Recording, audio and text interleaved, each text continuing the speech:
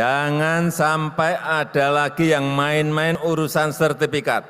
Apalagi yang namanya mafia tanah. Tidak ada, harus nggak ada di bumi Indonesia ini.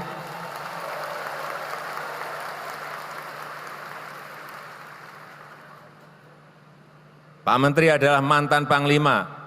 Kalau masih ada mafia yang main-main, silahkan detik itu juga gebuk. Praktik mafia tanah di berbagai daerah di Indonesia telah terjadi sejak lama. Dengan mengakali aturan hukum pertanahan, para mafia tanah selalu berhasil mengambil yang bukan haknya dan menyebabkan konflik yang menyengsarakan masyarakat.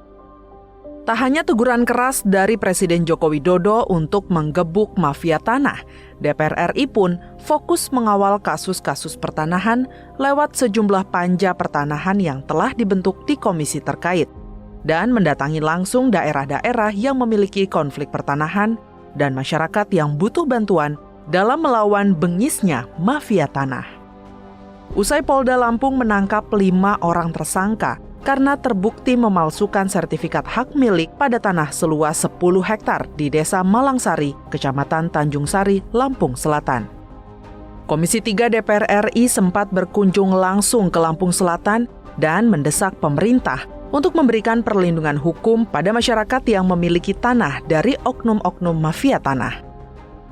Sejengkal tanah masyarakat haram hukumnya diambil oleh mafia tanah.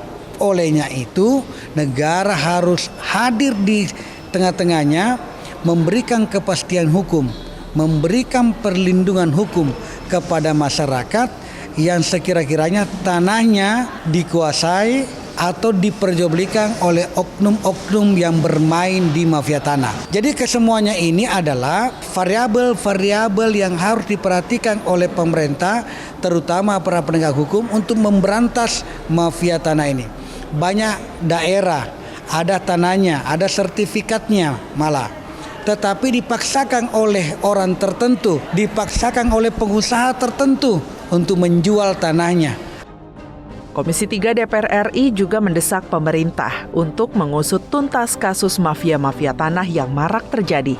Karena seringkali yang menjadi korban justru merupakan masyarakat kecil. Hal serupa ditegaskan anggota Komisi 2 DPR RI Rianta. Menurutnya, masih banyak persoalan dan konflik pertanahan maupun sengketa lahan di beberapa wilayah di luar Pulau Jawa, khususnya di Provinsi Kalimantan Selatan yang belum terselesaikan secara tuntas. Bahkan beberapa persoalan pertanahan menumpuk karena tidak pernah ditangani oleh yang bersangkutan.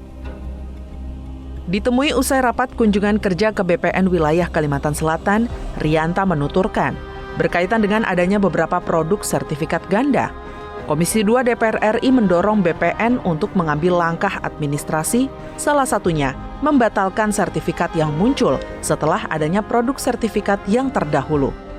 Jadi Perpu yang berkaitan dengan reforma agraria. Karena produk politiknya Pak Presiden sudah betul. Jadi dengan peraturan Presiden nomor 86 tahun 2018 tentang reforma agraria, di mana antara lain substansi daripada reforma agraria itu adalah penyelesaian masalah kejahatan-kejahatan pertanahan, di samping program redistribusi tanah. Tapi ini belum bisa aplikatif manakala tidak didorong dengan Perpu. Dalam kesempatan yang sama, Wakil Ketua Komisi 2 DPR RI Junimart Girsang mengatakan Komisi 2 DPR RI akan melakukan komunikasi dengan Kementerian Hukum dan HAM mengenai kendala dalam penegakan hukum selama ini. Selain itu, menurutnya, masalah warkah tanah juga menjadi kendala pihak kepolisian, di mana ketika mereka meminta warkah tanah, tetapi warkah tersebut tidak ada. Ia menilai kendala permasalahan tersebut ada di Permen nomor 21 tahun 2020 tentang penyelesaian sengketa pertanahan. Supaya betul-betul membuat satu sistem. Ya, sistem itu apa? Kalau memang ada Satgas Mafia Tanah, ya tentu harus dibuat satu base camp-nya. Harus ada satu kantornya, di mana kantornya itu. Yang pertama. Yang kedua, tentu kita juga akan komunikasi dengan Kementerian Hukum dan HAM. Ya, karena ini menjadi kendala dalam penegakan hukum, ya sebagaimana kita dengarkan dari Polda Kalsel tadi, ketika mereka memanggil ya notaris, maka notaris tidak akan datang sebelum ada izin dari Ikatan Notaris Indonesia. Ini menjadi kendala juga. DPR RI menilai jika pemberantasan mafia tanah menjadi semangat dari Presiden Joko Widodo, maka harus dilaksanakan oleh Menteri ATR BPN yang baru, Hadi Cahyanto, dengan strategi yang inovatif dan solutif.